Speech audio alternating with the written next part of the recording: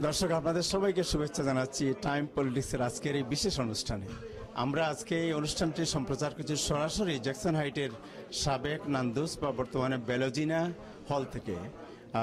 কারণ আজকে এই প্রবাসীদের নাগরিকত্ব আইনের বিষয়ে একটি বিশেষ সেমিনার ছিল। সেই সেমিনারে আজকে আমাদের যারা অতিথি আছেন এই অনুষ্ঠানের, তারা এই গেস্ট হিসেবে উপস্থিত ছিলেন এবং এই কারণেই আমরা এই অনুষ্ঠানটি এখান থেকে সরাসরি সম্প্রচার করছি। আজকে আপনারা যারা এই অনুষ্ঠানে অংশ নিতে চান, তাদের আমাদের স্ক্রিনের মধ্যে একটি ফোন নাম্বার দেওয়া আছে, বিশেষ নাম্বার। ওই নাম্বারে ফোন করে আপনারা অংশগ্রহণ করতে পারবেন। আমার সাথে আজকে এই অনুষ্ঠানে অংশ নিয়েছেন বাংলাদেশ সুপ্রিম কোর্টের আইনজীবী এবং মানবাধিকার কর্মী জনাব অ্যাডভোকেট মঞ্জিল মোর্শেদ, আর আমার ডানে আছেন সাপ্তাহিক পরিচয় পত্রিকার সম্পাদক জনাব নাজমুল আহসান। জনাব মঞ্জিল মোর্শেদ এবং নাজমুল আহসান, আপনাদের দুজনকে আমি শুভেচ্ছা জানাচ্ছি টাইম পলিটিক্সের এই বিশেষ অনুষ্ঠানে। জনাব মঞ্জিল মোর্শেদ, আপনার কাছে প্রথম যাচ্ছি। বাংলাদেশে আপনি তো মানবাধিকারের উপর কাজ করেন, প্রবাসীদের স্বার্থ নিয়ে কাজ করেন। আমি প্রথমেই মানবাধিকার প্রসঙ্গে আপনার কাছে কিছু বিষয় জানতে চাইব। বাংলাদেশের যে মানবাধিকার, এই মানবাধিকার নিয়ে আপনার বিশেষ করে বিরোধী রাজনীতিকরা অনেক কথা বলছেন যে মানবাধিকার পরিস্থিতির অবনতি হয়েছে। যুক্তরাষ্ট্রের যে স্টেট ডিপার্টমেন্ট যে রিপোর্ট, এই রিপোর্টে মানবাধিকার নিয়ে কিছুটা উদ্বেগ প্রকাশ করা হয়েছে। বিশেষ করে র্যাবের যে আপনার বিচার বহির্ভূত যে গুলি এবং মানুষ হত্যার যে বিষয়টি, এই বিষয়টি নিয়ে অনেক কথা হচ্ছে। তো এই বিষয়ে আপনি একজন মানবাধিকার কর্মী, একজন আইনজীবী হিসেবে আপনি কিভাবে দেখছেন বিষয়টি আমরা জানতে চাইব। ধন্যবাদ আপনাকে। দেখুন, মানবাধিকার পরিস্থিতি বিষয়টি যদি আলোচনা করতে হয় তো এটা একটা ব্যাপক বিষয়। আর সবচেয়ে হলো যে এটি একটি আলোচনা করতে গেলে কতগুলো বেসিক জিনিসের সঙ্গে সম্পৃক্ত থাকে। ধরুন, একটি দেশের মানবাধিকার পরিস্থিতি কি হবে সেটি নির্ভর করে ওই দেশের রাজনৈতিক পরিস্থিতি কেমন, ওই দেশে আপনার কোনো সন্ত্রাসী কর্মকাণ্ড হচ্ছে কিনা, কোনো আপনার জঙ্গিবাদী তৎপরতা আছে কিনা, এই সামগ্রিক বিষয়। এছাড়াও কিন্তু অনেক সময় আপনার রাজনৈতিক প্রতিহিংসা শিকার হয়ে অনেক সময় রাজনৈতিক মানবাধিকার পরিস্থিতির অবনতি হয়, যেটা আজকে ইরাকে হচ্ছে, আফগানিস্তানে হচ্ছে। ওখানে কিন্তু আপনার একটি রাজনৈতিক আগ্রাসনের শিকার হয়ে সেখানে মানবাধিকার পরিস্থিতির অবনতি হচ্ছে। আমাদের দেশে একইভাবে আমরা যদি হিসাব করেন, কিছুদিন আগে যদি তাকান 2014 সালে, যখন দেশের রাজনৈতিক পরিস্থিতি ছিল খুব উত্তপ্ত এবং সেখানে আপনার জ্বালাও পোড়াও বিভিন্ন ধরনের দুর্ঘটনা ছিল এবং সেই কারণে কিন্তু তখন মানবাধিকার পরিস্থিতি অনেক অবনতি ঘটেছিল। যদিও নির্বাচনের পরে আস্তে আস্তে যখন এই রাজনৈতিক সহিংসতা কমে গেছে, তখন কিন্তু মানবাধিকার পরিস্থিতি উন্নতি হয়েছে। এবং বর্তমানে আবার পরিস্থিতির অবনতি হয়েছে এই কারণে যে বর্তমানে কিন্তু আবার দেশে জঙ্গিবাদের প্রশ্ন জড়িত হয়ে গেছে। এবং আপনি জানেন যে জঙ্গিবাদের ক্ষেত্রে অনেক সময় এখন তো শিশুদেরকে হত্যা করতে হচ্ছে, নারী হত্যা হচ্ছে। এখন জঙ্গিবাদ প্রতিরোধ করতে গিয়ে অনেক সময় অনেক রকম অ্যাক্টিভিটিস এবং অনেক সময় স্টেপস নিতে হয়, যেগুলো বেসিক্যালি আপনার ধরেন অতটা লিগালি কভার করে না। কিন্তু এছাড়া কোনো অল্টারনেটিভও নাই, কারণ এটা আপনি বলতে পারবেন না যে কেন তুমি ওটা করলা, কারণ ওই জঙ্গিবাদী যিনি সন্ত্রাসী সে হয়তো এমন একটা জায়গায় বোমাটা রেখে সে আত্মঘাতী করতে পারতো যেখানে নাকি শত শত মানুষের বিপদ হতো, তার আগেই হয়তো পুলিশ তাকে গুলি করে মেরে ফেলছে। এখন এই জায়গাগুলোতে আসলে মানবাধিকার কিভাবে রক্ষা হবে এটি খুব জটিল ব্যাপার, আপনার আলোচনার মাধ্যমে ঠিক করা। তবে আমরা যেটা মনে করি যে বর্তমান বিশ্বের অবস্থা যদি আপনি দেখেন মানবাধিকার পরিস্থিতি, সেক্ষেত্রে কিন্তু অনেক অনেক দেশের তুলনায় আমাদের পরিস্থিতি ভালো, আবার অনেক অনেক দেশের তুলনায় আমাদের পরিস্থিতিটা কিছুটা খারাপ। এমনিতে যে কথাগুলো আসে সেগুলো মানবাধিকার রক্ষার সঙ্গে সম্পর্ক হলো বিশেষ করে দেশের যে আপনার আইন শৃঙ্খলা রক্ষাকারী বাহিনী থাকে, তাদের যে অ্যাক্টিভিটিসগুলো থাকে সেটির সঙ্গে অনেকগুলো বিষয় জড়িত হয়।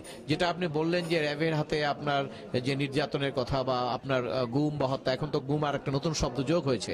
এই গুমটাও কিন্তু আপনার ধরেন কিছুদিন আগে থাকতে কিন্তু গুমের অনেকগুলো খবর আমরা পেয়েছিলাম, শত শত মানুষের গুমের খবর, কিন্তু এটা আবার পরবর্তীকালে ডিটেক্ট হলো যে এই গুমটা কিন্তু অরিজিনাল গুম না, কারণ দেখা গেছে তারা আবার জঙ্গিবাদে সম্পৃক্ত হওয়ার জন্য, আত্মঘাতী বিভিন্ন কর্মকাণ্ডে অংশগ্রহণ করার জন্য বাড়ি থেকে না বলে চলে গেছে, কিন্তু ফ্যামিলি তারা মনে করেছে যেটা গুম হয়েছে। তো এদিক থেকে কিন্তু সমস্ত গুম কিন্তু আবার এই আইন শৃঙ্খলা রক্ষাকারী বাহিনীর উপরে দায়িত্ব বর্তাবে তাও না, এগুলো আমাদের বিবেচনার বিষয়।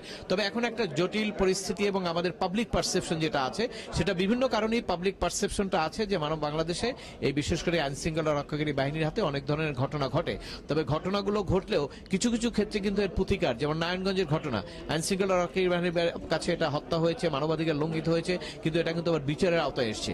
আরেকটি নতুন নতুন দিগন্ত আমাদের এখানে উন্মোচন হয়েছে, সেটি আগে ছিল না। আগে আপনার ধরেন থানার পুলিশের বিরুদ্ধে নির্যাতন বা গুম বা হত্যা, র্যাবের বিরুদ্ধে কোনো মামলা কিন্তু আদালত নিত না। কিন্তু ইদানিং এই প্রায় বছর দুয়েক আমরা দেখছি, সেক্ষেত্রে আপনি যদি কোনো থানার ওসির বিরুদ্ধে অভিযোগ দায়ের করেন, র্যাবের বিরুদ্ধে অভিযোগ দায়ের করেন, সেক্ষেত্রে কিন্তু মামলা নিচ্ছে এবং মামলায় যথাযথ ব্যবস্থাও নেওয়া হচ্ছে। এক পুলিশ অফিসার সারেন্ডার করার পরে তাকে ভিতরে যেতে হয়েছে। অতএব এখন কিছু কিছু জায়গা আমাদের ওপেন হচ্ছে, যেখানে নাকি মানবাধিকার লঙ্ঘন হলেও আমি যদি কমপ্লেইন করি, আমি যদি লিগ্যাল প্রোটেকশন নিতে চাই, ব্যবস্থা নিতে চাই, সেই সুযোগগুলো আমাদের এখন সৃষ্টি হচ্ছে। কারণ হলো এক্ষেত্রে দেশের মানবাধিকার কর্মী যারা আছেন বা বিশেষ করে মিডিয়া, এই বিষয়গুলো এত ফোকাস করে যেগুলো অল্টারনেটিভ থাকে না, তাদের বিরুদ্ধে ব্যবস্থা না নেওয়া ছাড়া কোনো ব্যবস্থা। এই জন্য আমরা মনে করি যে সমস্ত বিষয়গুলো আলোচনা করতে অ্যাজ এ হোল যেটা বলবো সেটা হলো মানবাধিকার পরিস্থিতির আরো আমাদের উন্নতি করা দরকার। It's correct. আর যে রিপোর্টের কথাটা আপনি বলছেন, সেই রিপোর্টের ব্যাপারেও অনেকগুলো কথা এসছে, বিশেষ করে হিউম্যান রাইটস ওয়াচ যে রিপোর্টটা দিয়েছেন, তারপরে আমাদের মার্কিন যুক্তরাষ্ট্রের যে ফরেন স্টেট ডিপার্টমেন্ট যে রিপোর্টগুলো দিয়েছেন, সারা বিশ্বের ব্যাপারেই তারা রিপোর্টগুলো দেন। তো এই ক্ষেত্রে অনেক সময় সব রিপোর্টই যে আমাদের ঠিক পরিস্থিতির আলোকে দেওয়া হয়েছে তা না, অনেক সময় এর মধ্যে অনেক রাজনীতিও থাকে। তো সেগুলো আমরা দেখেছি অনেক সময় যে রাজনীতি থাকে এর ভিতরে। তো অ্যাজ এ হোল যে কথাগুলো এসছে, আমার মনে হয় যদি সেই রিপোর্টে যে কথাগুলো এসছে, আমার মনে হয় সরকারের সে ব্যাপারে দৃষ্টি দেওয়া দরকার যে কথাগুলো সত্য কি মিথ্যা। কারণ যেহেতু তাদের রিপোর্টে এসছে মানবাধিকার পরিস্থিতির এই ক্ষেত্রে এই অবমূল্যায়ন হচ্ছে, এই ক্ষেত্রে আইনশৃঙ্খলা রক্ষাকারী বাহিনী মানবাধিকার লঙ্ঘনের জন্য দায়ী, অ্যাটলিস্ট সরকারের উচিত সেই জায়গাগুলো তদন্ত করে দেখা যে আসলে এখানে কোনো অভিযুক্ত কেউ আছে কিনা বা এই কথাটা সত্য কিনা। এটি যদি সরকার করতে পারে তাহলে কিন্তু আপনার পাবলিক পারসেপশনটা আবার চেঞ্জ হয়ে যাবে। এখন জেনারেলি একটা পারসেপশন হয়তো আছে, কিন্তু তখন এই রিপোর্টের এগেনস্টে যখন এই তদন্ত করে বের করা হবে যে এটি কিন্তু আসলে এই গুম না, এখানে যদি স্টেট ডিপার্টমেন্ট বলেছে যে 100 লোক গুম হয়ে গেছে, কিন্তু এখানে দেখা গেল যে 95 জন এবার তারা আত্মঘাতী সন্ত্রাসী দলে জয়েন করার জন্য তারা এইভাবে ঘুরে বেড়াচ্ছে, যেটা অনেক জায়গা থেকে এখন বেরোচ্ছে, তখন কিন্তু আবার এই যে রিপোর্টের ব্যাপারেও তারাও কনসার্ন হবে, আবার পাবলিক পারসেপশনটা চেঞ্জ হবে এবং আমরা যে বলতে পারবো যে না, সরকার মানবাধিকার রক্ষার জন্য যথেষ্ট করছে। তবে আমার ব্যক্তিগত অভিজ্ঞতা বা একজন আইনজীবী হিসেবে আমরা কিন্তু অনেক ক্ষেত্রেই মানবাধিকার লঙ্ঘনের ক্ষেত্রে আমরা আদালতের আশ্রয় নেই। অতএব আমরা আদালতের আশ্রয় নিতে হচ্ছে আমাদের। আমি যেহেতু আদালতের আশ্রয় নিতে হচ্ছে, সুতরাং আমি বলবো যে মানবাধিকার লঙ্ঘনের ঘটনা কিন্তু আছে, নাই এটা আমার বলার কোনো সুযোগ নাই। অতএব সেই দিক থেকে আমরা বলবো যে আমরা আশা করি, আমরা প্রত্যাশা করি যে মানবাধিকার পরিস্থিতি যেটা আছে এটা যেন ভবিষ্যতে আরো উন্নত হয়। থ্যাংক ইউ জনাব মঞ্জিল মুর্শিদ, আপনাকে অশেষ ধন্যবাদ। দর্শক, আপনারা টাইম পলিটিক্স দেখছেন। আমার সাথে আছেন জনাব মঞ্জিল মুর্শিদ এবং জনাব নাজমুল হাসান। আমরা এটা এয়ার করছি জ্যাকসন হাইটের সাবেক নান্দুস পার্টি হল থেকে। জনাব নাজমুল হাসান, আপনি তো শুনলেন জনাব মঞ্জিল মুর্শিদ যে কথাগুলো বলেছেন বাংলাদেশের হিউম্যান রাইটস নিয়ে। আমরা আজকে এই কারণে এই বিষয়টা আলোচনা করছি যে বাংলাদেশের হিউম্যান রাইটস নিয়ে অনেক আলোচনা হচ্ছে, অনেক সমালোচনা হচ্ছে এবং উনি যেহেতু এই বিষয়ে এক্সপার্ট, উনি বাংলাদেশ, ওনার সংগঠন হচ্ছে human rights and piece for Bangladesh. তো ডেফিনেটলি তারা হিউম্যান রাইটস নিয়ে কাজ করেন। আপনি একজন সম্পাদক হিসেবে আপনি তো অনেক দিন থেকে পত্রিকা সম্পাদনা করছেন, বাংলাদেশের রাজনীতি আপনি অত্যন্ত কাছে থেকে পর্যবেক্ষণ করেন প্রবাসে বসে, রাইট? তো আপনি কি মনে করেন উনি যা বললেন সেটা? ধন্যবাদ টাইম টেলিভিশন। উনি যে বক্তব্যটা দিয়েছেন সেটা বাংলাদেশের কনটেক্সটে, কিন্তু আমি জিনিসটাকে একটু অন্যভাবে দেখতে চাই। সেটা হচ্ছে হিউম্যান রাইটস ব্যাপারটা হচ্ছে মানুষের জন্মগত অধিকার, এটা একটা হিউম্যান ডিগনিটির প্রশ্ন। একজন মানুষের সাথে মানুষের প্রতি মানুষের যে তার অধিকার, তার যে ফিলিংসটা, আমি যদি একটা রাষ্ট্রের হিউম্যান রাইটস বিষয়ে আলোচনা করতে যাই তাহলে প্রথমেই আমি দেখতে চাইব ওই রাষ্ট্রের সরকারে যারা আছে তাদের বিরোধী রাজনীতিক বলেন কিংবা তাদের যারা বিরোধিতা করেন তাদের প্রতি কি রেসপেক্ট আছে, কি ডিগনিটি আছে। আরেকটা জিনিস যেটা উনি বলেছেন, উনি শেষ দিকে বলেছেন যে ওনাকে আদালতে যেতে হচ্ছে। আদালতে যাওয়ার আগেও কিন্তু আপনি যদি আমেরিকার কনটেক্সটে দেখেন যে বিচারপতিরা কিন্তু যে কোনো দেশের বিচারপতিরা সে দেশের অসহায়, নিপীড়িত, মানবাধিকার বঞ্চিত মানুষের পাশে যদি দাঁড়ায়, বিচার ব্যবস্থাকে যদি হিউম্যান রাইটস রক্ষার একটা অংশ হিসাবে দেখে, তখন কিন্তু বিচার ব্যবস্থা যদি সেখানে ভূমিকা রাখে, হিউম্যান রাইটসের অ্যাবিউজটা যেটাকে আমরা বলি, যে ব্যাপারে আমরা সবসময় কথা বলি, সেটা কমে আসবে। একেবারে নির্মূল কখনোই হবে না। তার কারণটা হচ্ছে যে সরকারে থাকে কিংবা যারাই আইন প্রয়োগকারী সংস্থা কিংবা হিউম্যান রাইটস তো অনেকভাবে ভায়োলেট হতে পারে, কিন্তু আমাদের দেশের কন্ট্রাক্টে যে ভায়োলেশনটা আমরা দেখি, গুম বলুন, সন্ত্রাস বলুন, জঙ্গিবাদ বলুন, সরকারের এখানে একটা ভূমিকা থাকেই। এবং সরকারের দিক থেকে এই সংবেদনশীল মনোভাব যে একজন মানুষের ন্যূনতম অধিকারের প্রতি সংবেদনশীল মনোভাব যদি না থাকে, তাহলে কিন্তু আপনাকে এই বিষয়টা রাষ্ট্রের বিচার ব্যবস্থাকে নিতে হয়। আমেরিকার কনটেক্সটে আমি বলি, যেমন ধরুন 9/11-এর পরে, সেপ্টেম্বর 11-এর পরে এখানে আমেরিকার ভিতরে কিন্তু যাদেরকে বুশ প্রশাসন সন্ত্রাসী হিসেবে চিহ্নিত করেছে, আমেরিকার ভিতরে কিন্তু তাদেরকে রাখতে পারেনি, কারণ তাদেরকে আমেরিকান আইন প্রোটেক্ট করবে। তাদেরকে নিয়ে যাওয়া হলো গুয়ান্টানামো বেতে, তখন সেখানে আইন প্রয়োগ করে। কারণ কেন? আমেরিকান কোর্ট সিস্টেম এই অন্যায়টা হতে দেবে না এবং দেয়ও নি। কিন্তু কথাটা হচ্ছে যে আমাদের দেশের সরকার যেভাবে এই হিউম্যান রাইটসের ব্যাপারে তাদের সম্পর্কে যে রিপোর্টগুলি ছাপা হয়, সেই রিপোর্টের যে চিত্রটা আমরা দেখি, তার কতটুকু সত্য মিথ্যা সেই প্রশ্ন তর্ক সাপেক্ষ। কিন্তু হিউম্যান রাইটস অ্যাবিউজ হচ্ছে, এটা অস্বীকার করার কোনো উপায় নাই। এই যে র্যাব বলুন আর অন্য বাহিনী যাদের দ্বারা বলুন, কিংবা রাজনৈতিক সন্ত্রাসী যারা করে, সন্ত্রাসের যারা শিকার হয়, সেটাও হিউম্যান রাইটস ভায়োলেশন।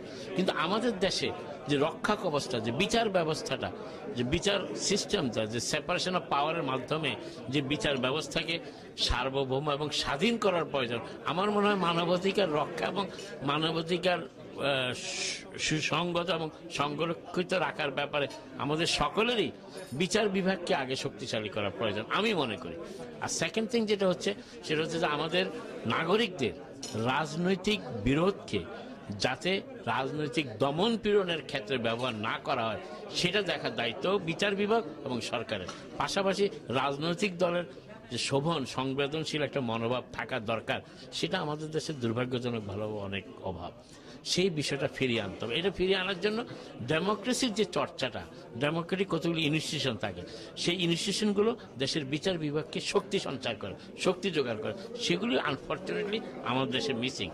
সেই সিস্টেমগুলোকে যাতে আমরা আনতে পারি, যাতে দেশের প্রতিটি নাগরিক regardless of his position in power or opposition, সে যাতে একজন মানুষের হিউম্যান রাইটস ভায়োলেশন কিংবা তার অধিকার কেড়ে নেওয়ার কিংবা তার অধিকার থেকে তাকে বঞ্চিত করার ব্যাপারে জবাবদিহিমূলক সিস্টেমের অধীনে থাকে, সেটা আমাদের নিশ্চিত করা দরকার। আমার মনে হয় আমাদের দেশে হোক প্রবাসে হোক, আমরা সবাই যদি সেই ভূমিকার ব্যাপারে সচেতন থাকি, আমার মনে হয় আমাদের নাগরিক কখনোই মানবাধিকারটাকে একেবারে মানে হিউম্যান রাইটসকে কমপ্লিটলি করা যাবে না, কিন্তু আমরা কমিয়ে আনতে পারবো। এবং এই জন্য আমাদের প্রয়োজন, যেটা উনিও বলেছেন, উনি আদালতের কথা বলেছেন, উদাহরণ দিয়েছেন। ওনার একটা কথা একটু আগে সেমিনারে শুনলাম যে আদালতের মাধ্যমে উনি একটা আইন বদলানোরও সক্ষম হয়েছেন। কেন হয়েছে? যে বিচার বিভাগ বুঝতে পেরেছে যেটি অন্যায়। এই যে মানবাধিকার ভায়োলেশন, হিউম্যান রাইটস ভায়োলেশন, এটা যতক্ষণ দেশের বিচার ফুল সিস্টেম, একজন বিচারপতি না, কিন্তু শুরু থেকে মাথা থেকে শুরু করে নিচে পর্যন্ত সবাইকে এটা বুঝতে হবে, রিগার্ডলেস অফ দিস, তার ক্রাইম, তার সবকিছু। এই দেশে যখন এই দেশে একজন ডেথ পেনাল্টিতে যাকে মৃত্যুদণ্ড দেওয়া হবে, তার মৃত্যুদণ্ডে তার নিঃশ্বাস যাওয়ার আগে পর্যন্ত তার মানবাধিকার ক্ষুণ্ণ হচ্ছে কিনা পরীক্ষা, সে শাস্তি পাচ্ছে, কিন্তু তার মানবাধিকারটা ক্ষুণ্ণ হচ্ছে কিনা সেটাও দেখার জন্য সেখানে একজন ম্যাজিস্ট্রেট থাকে, বিচারক থাকে। আমার মনে হয় আমাদের দেশের নাগরিকরা যদি এই বিষয়টা অনুধাবন করে, সরকার থেকে আরম্ভ করে বিরোধী দল সবাই, তাহলে আমার মনে হয় আমরা বাংলাদেশের না হিউম্যান রাইটস অবস্থার উন্নয়নে আমরা অনেক দূরে এগিয়ে যেতে পারবো। থ্যাংক ইউ জনাব নাজমুল হাসান আপনাকে। আচ্ছা জনাব মনজিল মুর্শেদ, আপনি তো জনাব নাজমুল হাসানের বক্তব্য শুনলেন এবং আপনিও বক্তব্য রেখেছেন, আপনি একজন আইনজীবীও। আমি আপনার কাছে জানতে চাইব যে আজ বাংলাদেশে বিচার বিভাগকে পৃথকীকরণের ব্যাপারটি অনেক দিন থেকে উচ্চারিত হচ্ছে, বিকজ অনেকে মনে করেন যে প্রশাসন এবং বিচার বিভাগ যদি আলাদা না হয় তাহলে এর প্রভাব একে একটা মানে সত্যিকার বিচার বা ন্যায় বিচার পাওয়ার ক্ষেত্রে বিভিন্ন সময় এটা প্রভাব এর মধ্যে কাজ করে। তো আপনাকে যদি আমি প্রশ্ন করি যে আজকে থেকে 10 বছর আগের বিচার বিভাগ আর আজকের বিচার বিভাগ, এর মধ্যে আপনি কোনো পার্থক্য দেখেন কিনা বাংলাদেশের? ধন্যবাদ আপনাকে, খুব ভালো একটি প্রশ্ন করেছেন। দেখুন, আমি বিচার বিভাগের সঙ্গে সম্পৃক্ত, কোর্ট অফিসার। সেদিক থেকে যদি আপনি বিচার করতে বলেন, সেক্ষেত্রে আমি বলবো যে 10 বছর আগে বাংলাদেশের বিচার বিভাগ আর বর্তমান বিচার বিভাগ এর একটা আমূল পরিবর্তন হয়েছে। প্রথমত হলো যে আপনার 2007 সালে যখন বিচার বিভাগ সেপারেট হলো একটি গেজেটের মাধ্যমে, সেপারেশনটা কিন্তু লোয়ার জুডিশিয়ারি, হায়ার জুডিশিয়ারি সবসময় ইন্ডিপেন্ডেন্ট ছিল অ্যাজ পার দ্য কনস্টিটিউশন, কিন্তু লোয়ার জুডিশিয়ারির যারা আপনার একটি মন্ত্রণালয়ের অধীনে ছিল তাদেরকে যখন সেপারেট করে ইন্ডিপেন্ডেন্ট করা হলো, এরপর থেকে বিভিন্ন প্রক্রিয়ার মাধ্যমে পুরোপুরি বিচার বিভাগ কিন্তু এখন একদম স্বাধীন। কিন্তু এখানে কিছু জটিলতা রয়ে গেছে, সেই জটিলতাগুলো হলো বিচারের ক্ষেত্রে কোনো প্রভাব ফেলছে না, কিন্তু অন্যান্য কিছু ক্ষেত্রে এগুলোর প্রভাব ফেলে, যেটা নিয়ে আপনারা দেখেছেন যে আমাদের মাননীয় প্রধান বিচারপতিও বিভিন্ন সময় ক্ষোভগুলো প্রকাশ করছেন। কারণ আপনি জানেন যে বিচারকদের ব্যাপারেও যদি কোনো অভিযোগ আসে সেগুলোর ব্যাপারে কিন্তু পদক্ষেপ নিতে হয়, এবং বিভিন্ন ভাবে আমাদের মহামান্য হাইকোর্টের অধীনে হলো লোয়ার জুডিশিয়ারি, সেখানে বিচারের হাইকোর্টের থেকে বিভিন্ন টিম বিভিন্ন সময় লোয়ার জুডিশিয়ারিতে গিয়ে বিভিন্ন আপনার ইনভেস্টিগেশন করে এবং সেখানে কিছু অভিযোগ ত্রুটি বিচ্যুতি পাওয়া যায়, যেটার ব্যাপারে পদক্ষেপ নিতে হয়। এই পদক্ষেপ নেওয়ার যে প্রক্রিয়াটা একজন বিচারকের বিরুদ্ধে, এই ব্যাপারে এখন পর্যন্ত সুনির্দিষ্টভাবে সুপ্রিম কোর্টের হাতে পুরো আইনটি আসেননি। এই কারণেই আপনার ওই জটিলতাটা প্রশাসনিক পর্যায়ে ওখানে রয়ে গেছে। কিন্তু বিচারের ব্যাপার যদি বলেন যে বিচারের ক্ষেত্রে কতটুকু স্বাধীন বা কিভাবে প্রক্রিয়া চলছে, একদম লোয়ার জুডিশিয়ারির ম্যাজিস্ট্রেসি থেকে একদম সর্বোচ্চ আদালত পর্যন্ত এইখানে কিন্তু আপনার কোনো রকম হস্তক্ষেপ করার বা কোনো রকম কোনো সুযোগ নাই। তবে কিছু কিছু প্রশ্ন কিন্তু থেকে যায়, সেটি হলো ধরেন আমরা তো হিউম্যান বিং, এখন আমাদের এখানে বিচারক নিয়োগ হয়েছে, বিচারক নিয়োগের ক্ষেত্রেও একটি বিশেষ করে উচ্চ আদালতে বিচারক নিয়োগের ক্ষেত্রে কোনো দলই কিন্তু কোনো আইন করেননি, যদিও আমাদের সংবিধানে স্পষ্ট বলা আছে যে বিচারক নিয়োগের জন্য একটা আইন করতে হবে, সেই আইনটাও করা হয় না। যদি আইনটা করা হতো তাহলে সেক্ষেত্রে কিন্তু সঠিকভাবে যোগ্যতা সম্পন্ন এবং আপনার ইম্পার্শিয়াল বিচার করবে সেই ধরনের লোকজনকে নিয়োগ করা হতো, কিন্তু এক্ষেত্রে সকল দলই কিন্তু কিছু কিছু ক্ষেত্রে ব্যত্যয় ঘটিয়েছে এবং সেই কারণে সেই সমস্ত নিয়োগগুলো হয়েছে, এবং যার ফলে অ্যাজ এ হোল যদি আপনি বিচার বিভাগ থেকে 100% একেবারে ইম্পার্শিয়াল জাস্টিসের চিন্তা করেন বা সঠিক ন্যায় বিচারের কথা চিন্তা করেন, এগুলো কিন্তু আসলে আমাদের দেশে এখনো শুরু হয়নি।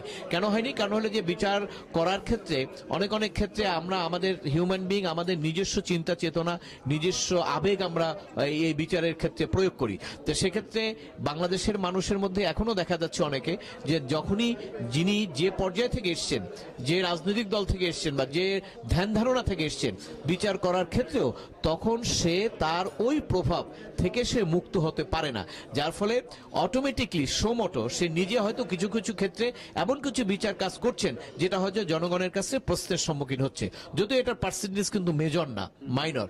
এই জন্য অনেক অনেক ক্ষেত্রে দুই একটা বিচারের ক্ষেত্রে আপনি দেখবেন প্রশ্ন উঠে যায় এবং সেই জায়গাগুলো এসছে। তবে এখানে আরেকটা জিনিস যেটা বড় পরিবর্তন, সেটি হলো বিচার বিভাগ তো একটি ধরেন সর্বোচ্চ ব্যবস্থা, যেখানে পার্লামেন্ট এবং প্রশাসন যে কার্যক্রম করবে সেখানে যদি কোনো চেক অ্যান্ড ব্যালেন্স করতে হয় এবং আইন অনুযায়ী যদি কোনো ব্যবস্থা নিতে হয় যে আইনের পরিপন্থী কিছু হচ্ছে, সেখানে বিচার বিভাগের দায়িত্বটা আসে। আর তো এমনিতে ক্রিমিনাল অফেন্সের বিচার করা, সেটা হলো অন্য সাইড। কিন্তু আমাদের দেশে যেটা হয়েছে সেটা হলো যে বিচার বিভাগের ক্ষেত্রে এই জিনিসটা, বিশেষ করে এই যে প্রশাসনের পক্ষ থেকে যে আইন বহির্ভূত কাজগুলো করা হয় বা পার্লামেন্টের পক্ষ থেকে যে মানবাধিকার লঙ্ঘিত হয় বা ফান্ডামেন্টাল রাইটস পরিপন্থী যে আইনগুলো পাশ করা হয়, এগুলোর ক্ষেত্রে কিন্তু আমাদের দেশের বিচার বিভাগ অত্যন্ত সোচ্চার। এবং আপনি দেখেছেন যে বহু আইন আমাদের সুপ্রিম কোর্ট বাতিল করে দিয়েছে, আবার বহু ক্ষেত্রে আপনার বিভিন্ন অ্যাকশন অফ দ্য অ্যাডমিনিস্ট্রেশন এগুলো সুপ্রিম কোর্ট বাতিল করে দেয়। এবং এই করার কারণে দেখা যাচ্ছে যে প্রশাসন যারা চালাচ্ছেন এবং পার্লামেন্টে যারা আছেন তারা অনেক সময় এটি মনে করেন যে বিচার বিভাগ মনে হয় একটি বেশি ক্ষমতা প্রয়োগ করে ফেলছেন। এই কারণে একটা মনস্তাত্ত্বিক কিছু একটা দূরত্ব সৃষ্টি হয়েছে, এবং এই দূরত্বটা সৃষ্টি হওয়ার পিছনে আমাদের মনে হয় প্রধান কারণ সেটি হলো এই যে আপনার যে একটা অ্যাডজাস্টমেন্ট, যেমন আপনি প্রশাসনে আছেন, আপনাকে বুঝতে হবে যে আমি যে সিদ্ধান্তটা দিলাম সেটি যদি কেউ চ্যালেঞ্জ করে তাহলে সেক্ষেত্রে আদালত যেটা বলবে সেটি আমাদেরকে মেনে নিতে হবে। কিন্তু এই মেনে নেওয়ার যে অ্যাটিটিউড বা মেনে নেওয়ার যে আপনার কি বলে এটাকে মানে প্রক্রিয়া, সেটিকে আমরা এখনো ধারণ করতে পারিনি, যার ফলে দেখা যাচ্ছে যে বিচার একটা হলেই সেটা আমার পক্ষে না গেলে সাথে সাথে আমি একটা সমালোচনা করি বা বলি যে এটা সঠিক বিচার হয় নাই। এই মানসিকতার আমাদের পরিবর্তন আছে। এটা শুধু আপনার সাধারণ মানুষ না, এটা আইনজীবীদের মধ্যেও আছে। অধিকাংশ আইনজীবীদের দেখা যায় মামলা হেরে গেলে তখন বলো যে এটা ন্যায় বিচার হয় নাই। হ্যাঁ, এটা অহরহ আমরা বলতে শুনেছি। আসলে এই জায়গাটায় মানসিকতার পরিবর্তন করা দরকার। আমাদেরকে সর্বশেষ একটা জায়গায় আমাদেরকে নিতে হবে, সেটা হলো যে যেখান থেকে আমরা বলবো যে this is the last, we have to accept it. যদি আমাদের সংবিধানের ম্যান্ডেট কিন্তু তাই, যখন সুপ্রিম কোর্টের আপিল বিভাগ চূড়ান্তভাবে কোনো একটা বিষয়ে সিদ্ধান্ত দিয়ে দেবেন, সেখানে কিন্তু আর কোনো অল্টারনেটিভ নাই, সেটা everybody has to accept accepted, কিন্তু আমাদের দেশের মানসিকতাটা হলো এরপরেও আমরা সেগুলো মেবি হয়তো কোনো বিচারের ক্ষেত্রে হয়তো এটা সঠিক বিচার হয় নাই, হতে পারে, কিন্তু তারপরে তো আমাদের একটা জায়গায় মেনে নিতে হবে। যদি মেনে না নেন তাহলে তো আপনারা এই সমাজের মধ্যে যে বিশৃঙ্খলা, এই যে বিরোধ, এগুলো তো চলতেই থাকবে। এই জন্য আমাদের এক জায়গায় নিতে হবে। আপনাকে একটা প্রশ্ন করবো আমি, সেটা হলো যে যখন বিএনপি পাওয়ারে ছিল, না এই আওয়ামী লীগ পাওয়ারে ছিল, একসময় একজন সুপ্রিম কোর্টের একজন জাজ প্রধানমন্ত্রীর বিরুদ্ধে বলতে গেলে সমালোচনা করে একটা কমেন্ট করেছিলেন একজন জাজ। আর বর্তমান বিচারপতিও বেশ কিছু মন্তব্য করেছেন যেটাকে মনে করা হয়েছে যে সরকারের জন্য বিব্রতকর। এইটা কি আপনার মনে করেন যে একটা নিউ ফেনোমেনা বাংলাদেশের মানে বিচার বিভাগের? এর আগে তো এরকম দেখা যায়নি। না, যে সেটা হলো যে আপনার না ফেনোমেনার প্রশ্নটা এখানে আসে। ধরুন আগে তো আমাদের কাছে এই কোর্ট কাছারিতে যে মামলা মোকদ্দমাগুলো হতো নর্মালি অফিস স্টপেন্স এই সমস্ত ব্যবস্থার মামলা হতো, কিন্তু আমাদের ইদানিংকালে 5-10 বছর থেকে আদালতে অনেক বিষয়, এই যে আপনি ধরেন অনেক পলিটিক্যাল ইস্যু থাকে যেখানে আপনার প্রপারলি হয়তো প্রশাসনের পক্ষ থেকে হচ্ছে না, আদালতে চলে যাচ্ছে। আমরা জনস্বার্থের মামলায় কিন্তু অনেক বিষয় আদালতে চলে যাচ্ছি, যার ফলে এখন আদালতের অ্যাক্টিভিটিসটা একটু বেড়ে গেছে। যেহেতু প্রশাসনের কিছু নিষ্ক্রিয়তা আছে এবং কিছু বেআইনি কর্মকাণ্ড হয়, এই কারণে যত বেআইনি কর্মকাণ্ড বেশি হবে আদালতের হস্তক্ষেপ তত বেশি হবে, কারণ মানুষ তখন আদালতে যায়। এই কারণে দেখা যাচ্ছে যে আদালতের অনেক কিছু আদালত কাজ করছেন। এই অনেকগুলো কাজ করার প্রেক্ষিতে এই বিষয়টা একটু এক ধরনের প্রতিক্রিয়ার সৃষ্টি হয়েছে। যেমন যাদের বিরুদ্ধে কাজগুলো যায়, বিশেষ করে প্রশাসন বা সরকারি দল থাকে, তারা জিনিসটাকে অ্যাকসেপ্ট করতে পারে না, যেটা আমি আগেও বললাম যে একটু মন মানসিকতার পরিবর্তন। এখানে দেখবেন এই ইউনাইটেড স্টেটস, এখানে যদি ইউএসএ তে দেখবেন যে একটা রায় হলো, সেটা কিন্তু আর এখানে সবাই অ্যাকসেপ্ট করে নিচ্ছে। তো কিন্তু আমাদের দেশে এই মানসিকতাটা এখন তৈরি হয় না, যার কারণে অনেক ক্ষেত্রেই দেখা যায় যখন একটা সরকারের বিরুদ্ধে রায় হলো তখন সরকার এটা সমালোচনা করছেন। এবং আবার বিচারকরা তো নর্মালি আপনার মিডিয়ায় কথা বলতে পারেন না। মাননীয় প্রধান বিচারপতি বিভিন্ন সভা সেমিনার বা বিভিন্ন মিটিং টিটিং এ অ্যাডমিনিস্ট্রেটিভ ক্যাপাসিটিতে উনি থাকেন, সেখানে উনিগুলো কথা বলতে পারেন এবং সেই কথাগুলো আমাদের মিডিয়াতে চলে আসে। এবং সেখানে উনি যে কথাগুলো বলেন সেই কথাগুলো কিন্তু উনি যেহেতু ওখানে চেয়ারে আছেন, উনি তো জানেন যে কোন জায়গাটা কি সমস্যা হচ্ছে, এই জন্য উনি কথাগুলো বলে যাচ্ছেন। কিন্তু এটা কিন্তু কোর্টের কোনো ভার্ডিক্ট না। হয়তো কোর্ট যেমন কিছুদিন আগে বলেছেন যে এই যে আপনার সরকার বিচার বিভাগকে আপনার সঠিকভাবে কাজ করতে সহযোগিতা করছেন না, এটা বলেছেন এই কারণে যেহেতু বিচারক আমার অনেক দরকার। এখন বিচারের মামলার জট, লক্ষ লক্ষ মামলা, কিন্তু বিচারক নিয়োগের ক্ষেত্রে এখনো অনেক পদ খালি আছে, কিন্তু অর্থ মন্ত্রণালয় থেকে বা সংশ্লিষ্ট মন্ত্রণালয় থেকে নিয়োগটা দেওয়া হচ্ছে না। তো এখানে কিন্তু আপনার প্রধান বিচারপতির দায়িত্ব হতো বিচারক নিয়োগ করে মামলা করা, কিন্তু সেখানে কিন্তু সে আটকে যাচ্ছেন। এই কারণে কথাটা বলছেন যে সরকার আমাদেরকে ঠিকভাবে বিচার কার্য করতে সহযোগিতা করছে না। এখন এই কথাটাকে আলোচনার মধ্যে আসতে পারে, সেখানে একটা মনে হয় বিরোধ, কিন্তু আসলে এটা কোনো বিরোধ না। এটা আপনার যেহেতু একটা বড় ধরনের কর্মকাণ্ড বিচার বিভাগের উপরে ন্যস্ত হচ্ছে এবং তারা মোর অ্যাক্টিভ, এবং সেই কারণে অনেকগুলো আলোচনা হচ্ছে। কিন্তু আলটিমেটলি যাই হোক না কেন আমাদেরকে ধরে নিতে হবে যে final decision is the court, অর্থাৎ কোর্ট যেটা দিবে আমাদেরকে সেটা মানতেই হবে। থ্যাংক ইউ জনাব মঞ্জিল মুর্শেদ। জনাব নাজমুল্লাহ স্যার, আপনি তো অনেকদিন থেকে প্রবাসে আছেন এবং আপনি দেখেছেন যে এখানে প্রেসিডেন্ট ট্রাম্প অথবা প্রেসিডেন্ট ওবামা ওনারা অনেকগুলো এক্সিকিউটিভ অর্ডার করেছেন এবং এক্সিকিউটিভ অর্ডার কোর্ট হোল্ড করে দিয়েছে। এবং এটা অনেকে চিন্তাও করতে পারে নাই যে president of the United state, যিনি যাকে মনে করা হয় পৃথিবীর সবচেয়ে ক্ষমতাধর ব্যক্তি, তার একটি এক্সিকিউটিভ অর্ডার একটি সার্কিট কোর্টের দুইজন জাজ অথবা একজন জাজ, ফেডারেল জাজ, সে হোল্ড করে দেবে। এই প্রেক্ষাপট এবং বাংলাদেশের প্রেক্ষাপট, এই দুইটাকে যদি আপনি দেখেন আপনার কাছে কেমন মনে হয়? ধন্যবাদ আপনাকে। আমি একটা ছোট্ট উদাহরণ দিয়ে আমার আলোচনাটা শুরু করি। আমেরিকাতে কিন্তু রিপাবলিকান লয়ার্স অ্যাসোসিয়েশন নাই, ডেমোক্রেটিক লয়ার্স অ্যাসোসিয়েশন নাই। বাংলাদেশে কিন্তু বিএনপি লয়ার্স অ্যাসোসিয়েশন আছে, আওয়ামী লয়ার্স অ্যাসোসিয়েশন আছে। এখন আমাদের দেশের বিচার ব্যবস্থাতে যেভাবে পার্টিসানশিপ ঢুকেছে, যেভাবে এটাকে রাজনীতিকরণ মানে অদৃশ্য এবং অস্পষ্ট ভাবে হলো, এটা আমরা সবাই জানি। যেমন ধরুন আমি একটা জিনিসে খুব বিব্রত হয়েছি গত কিছুদিন আগে, যখন দেখলাম যে সুপ্রিম কোর্টের বার অ্যাসোসিয়েশনের ইলেকশনে জেতার পরে এক পক্ষ গিয়ে সাবেক প্রধানমন্ত্রীর সাথে ফুল বিনিময় করছে, তারা কিন্তু প্রধানমন্ত্রীর কাছে যাচ্ছে না। অতএব এই যে জিনিসটা, এটা আমাদেরকে কি উদাহরণ আমাদের সামনে সৃষ্টি করছে। আমি সেই কথাটাই বলতেছি যে এই যে পার্টিসানশিপ, যেমন ডক্টরস অ্যাসোসিয়েশন, ডক্টরদের আবার জাতীয়তাবাদী কি, আওয়ামী লীগ কি, বিএনপি কি, তারা তো চিকিৎসা সেবা দিবে। শিক্ষকদের আবার কি? ব্যাপারটা হচ্ছে কি যে গত বেশ কিছু বছর ধরে আমি তো অনেকদিন বাংলাদেশ ছেড়েছি, আমি জানি না কবে থেকে হিসাবটা করব, কিন্তু এই যে সিস্টেমটা, যে পার্টিশনশিপ, দেশের প্রত্যেকটি প্রফেশন, প্রত্যেকটি পেশায়, প্রত্যেকটি স্কুল, কলেজ, মাদ্রাসা যেখানে যাবেন, এটি আমার মনে হয় আমাদের বিচার ব্যবস্থাকে ধীরে ধীরে পঙ্গু করে ফেলছে। এই কারণে পঙ্গু করছে যে বিচারকরা কোনো রায় দিলে সে রায়টাকে পার্টিশনশিপের চোখ দিয়ে দেখা হয়। এটা কিন্তু খুব একটি জঘন্য ব্যাপার। এবং আমি বুঝি না, আমি জানি না যে আমাদের কোনো সরকারই এই ধারাটা বদলানোর চেষ্টা করেনি। কখনো সংসদে কোনো আইন কেউ চিন্তাও করে না যে এখানে জাতীয়তাবাদী আইনজীবী সংস্থা থাকার দরকারটা কি, জাতীয়তাবাদী লয়ার থাকার, চিকিৎসক থাকার, জাতীয়তাবাদী শিক্ষক থাকবে কেন, গ্রিন প্যানেল, ইয়েলো প্যানেল, এগুলো কি? এই যে কতগুলি বেসিক জিনিস আমাদের দেশের পুরো সিস্টেমটাকে পঙ্গু করে দিচ্ছে, এটা কিন্তু আমরা অনুধাবন করেও করছি না। তার কারণটা হচ্ছে পাওয়ার। এই পাওয়ারের স্ট্রাকচারগুলো আমরা কিভাবে সাজিয়েছি। আমাদের জাতীয়তাবাদী কিংবা আওয়ামীপন্থী শিক্ষক সমিতি থাকতে হবে, আমাদের জাতীয়তাবাদী কিংবা আইনজীবী সমিতি থাকতে হবে। রাষ্ট্র তো সকলের, রাষ্ট্র তো কোনো একটা বিশেষ পার্টিসান গ্রুপের না। যিনি সরকার, যেমন এই যে ট্রাম্পের কথার উদাহরণ আনলেন, ট্রাম্প প্রেসিডেন্ট, উনি নির্বাহী আদেশ দিয়েছেন, ওনার অধিকার আছে আদেশ দিবার, কিন্তু একইভাবে একজন নাগরিকের অধিকারও আছে সেই আদেশকে চ্যালেঞ্জ করার জন্য, এবং সেটা দেখার দায়িত্ব ফেডারেল কোর্টের।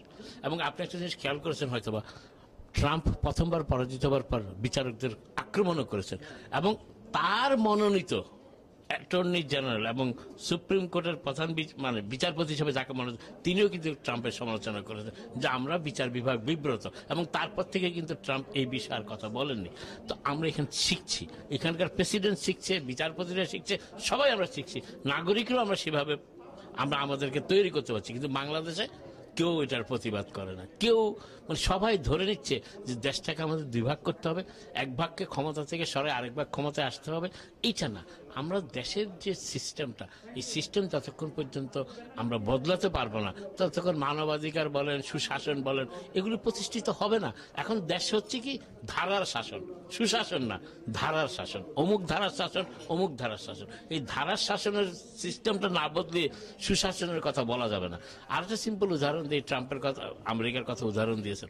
আমেরিকার বিচার বিভাগ, এখানে ফেডারেল কোর্ট সিস্টেম যেটা, এটা ইন্ডিপেন্ডেন্ট আপনাকে বলতেই হবে। তার কারণটা হচ্ছে এখানকার অনেক জাজমেন্টের সমালোচনা হয়েছে, কিন্তু সবাই জাজমেন্ট মেনে নিয়েছে, কেউ বলেনি যে না আমি এটা মানি না, এটা তা বলতে পারবে না। এবং এখানে কোনো ব্যক্তি, ইনক্লুডিং সুপ্রিম কোর্ট জাস্টিসরাও কিন্তু আইনের ঊর্ধ্বে না। এখানে জাস্টিসকে জাস্টিসকে নিয়োগ করার যে পদ্ধতি আছে, যা তাকে নিয়োগ থেকে সরানোর পদ্ধতি আছে, এবং প্রত্যেকটাই কিন্তু রেসপন্সিবল অ্যাকাউন্টেবল সিস্টেমের মাধ্যমে।